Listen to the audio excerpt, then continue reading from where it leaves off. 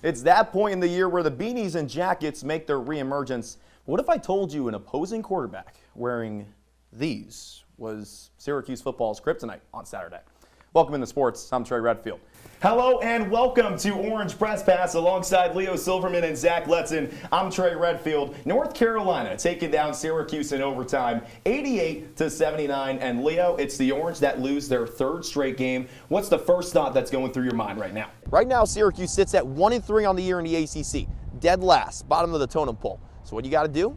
You got to win big against these two teams, Virginia and Charlottesville this upcoming Saturday. And then after that, you have Notre Dame over in South Bend. The reason why Adams was a little upset after today's win was because of the shot on goal number next to Syracuse's number 2.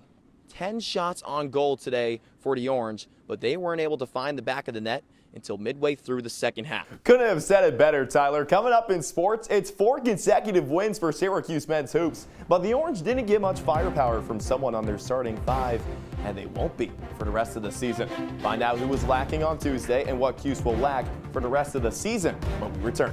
The answer to when both sides will come to an agreement, well, we don't know yet. But this, at the end of the day, is a terrible look for Major League Baseball. When it locked down in 1994, the league responded in 1995 with a 20 million person drop in attendance. It's the night before Nottingham boys basketball's third game of the season, but things will be a little bit different. Bulldogs head coach Derek Jackson resigned earlier this week because he chose not to take the COVID-19 vaccine. With Jackson out, Antoine Ballinger takes over with respect to his longtime friend's decision. So I 100% support him, as he's one of my extended family members here in Syracuse.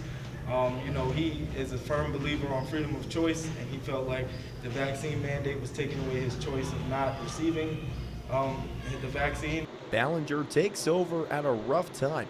Nottingham went 2-10 last season, owning a 10-game losing streak.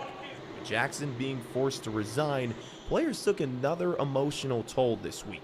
It was emotional for sure, because D-Jack put a lot into us, put a lot into Coach Twan, but we're just moving forward from here. It's not going to be no different. Coach Jackson leaving just added more fuel to the fire. Coach Ballinger's head coaching tenure begins tomorrow night at Henninger at 5 o'clock. And even though Coach Jackson didn't want to take the shot, his former team still wants to honor him. This season will be dedicated to Coach Jackson, but I feel like it's time for Nottingham to bring back a sectional championship, and they want to do it for him in the school. That would be the least we could do for Coach Jackson and for Coach Twan. So that's definitely the end goal. Trey Redfield, NCC News.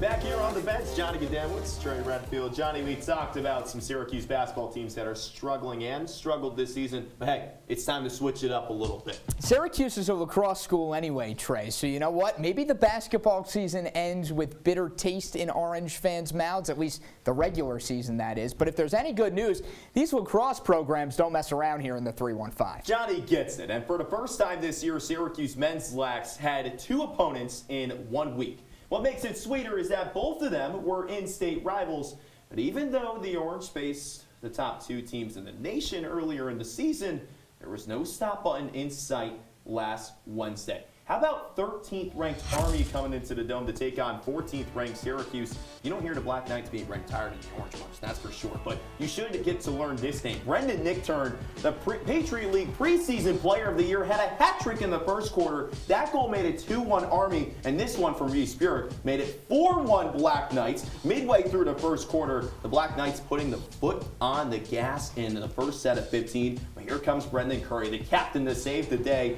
5 holes, Wyatt Schupler. It's 8-6 Cuse after that goal. But how about a 3-goal lead? None other than Curry again. Vipering around Cage, gets past Schupler. It's 10-7 Orange at halftime. But Army putting it all over the place in the fourth. Danny Kielbasa rips and sticks. Army outscored Cuse 5-0 in the fourth quarter, and this was the icing on the cake. Dami Aladamoye botches it. Bobby Abshire takes it the other way and scores. Army takes it by 4.